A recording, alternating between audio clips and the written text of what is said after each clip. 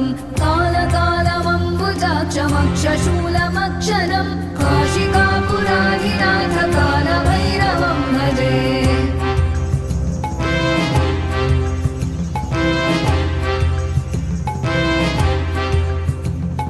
शूलटङ्कपाशदण्डपाणिमादिकारणम् श्यामकायमादिदेवमक्षरं निरामयम् भीमविक्रमं प्रभुं विचित्रताण्डवप्रियं काशिकापुराधिनाथ कालभैरवं भजे।